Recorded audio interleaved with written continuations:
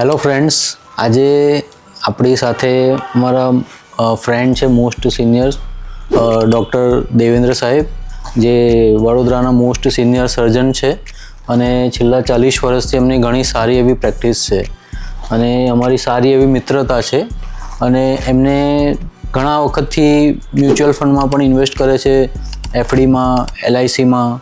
એક ડિસ્કશન કરીએ, એક થોડુંક એમને બી થોડાક ક્વેશ્ચન્સ હતા મ્યુચ્યુઅલ ફંડ માટે, તો એના માટે આજનું અમે સેશન કરવા જઈ રહ્યા છીએ. So doctor Devendra sir, over to you. Thank you very much જિગ્નેશભાઈ.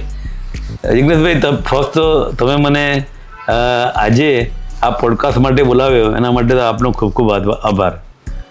તો જિગ્નેશભાઈ, મારા અને મારા જેવા અસંખ્ય લોકોના મનમાં ઇન્વેસ્ટમેન્ટ માટે ઘણા સવાલો હોય છે. રાઈટ. જ્યારે એક જમાનામાં આપણા દાદાઓ, આપણા પિતાશ્રીઓ એ બધા ઇન્વેસ્ટમેન્ટ માટે બેંકમાં જઈને એફડી કરતા હતા અને એ એફડીને પોતાની મહામૂલી મૂડી તરીકે સાચવતા હતા. રાઈટ. પણ હવે છેલ્લા ઘણા વખતથી મ્યુચ્યુઅલ ફંડ પણ માર્કેટમાં આવ્યું છે. તો જિગ્નેશભાઈ, મને આપ સમજાવો કે બેંકની એફડી અને મ્યુચ્યુઅલ ફંડ આ બેમાં શું ફરક છે?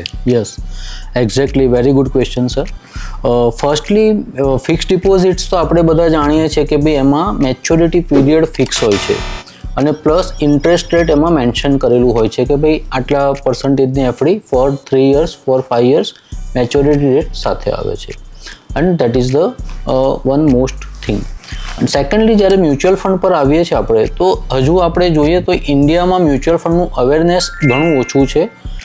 મોસ્ટલી તમે જોશો ને તો 145 કરોડ આપણી જે પોપ્યુલેશન્સ છે એની અંદર hardly 6 to 7 crore pen India પર ઇન્વેસ્ટર્સ છે, એક્ટિવ ઇન્વેસ્ટર્સ.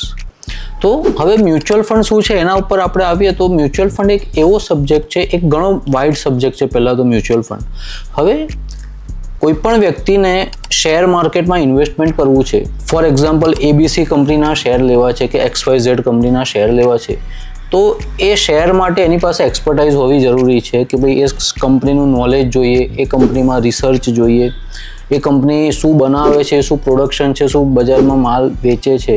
તો આ બધું એક નોલેજ, પ્રોપર રિસર્ચ હોવી ઘણી જરૂરી છે, જે આપણી પાસે અવેલેબલ હોતું નથી ને અવેલેબલ હોય તો એ બધું ઘણી બધી વાર રોટેટ થઈને આવેલું હોય છે. તો મ્યુચ્યુઅલ ફંડ્સ એક એવું કંપની છે કે જેમાં ફંડ મેનેજર આપણા વતી કંપનીનું રિસર્ચ કરે છે, પ્રોપર એ કંપનીમાં કોણ પ્રમોટર્સ છે, કોણ એમના ટોપ મેનેજમેન્ટ્સ છે, કંપની શું પ્રોડક્ટ બનાવે છે, કંપની કેટલા સમયથી કેટલા પર્સન્ટેજથી પ્રોફિટથી ગ્રોથ થઈ રહી છે, ફ્યુચરમાં એની ડિમાન્ડ કેવી રહેશે.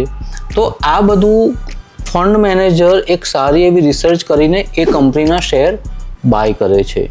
તો આપણા જ્યારે આપણી વાત આવે ને તો આપણા પૂરતું એવું થાય છે કે ભાઈ આપણે એટલું બધું રિસર્ચ કરી શકતા નથી.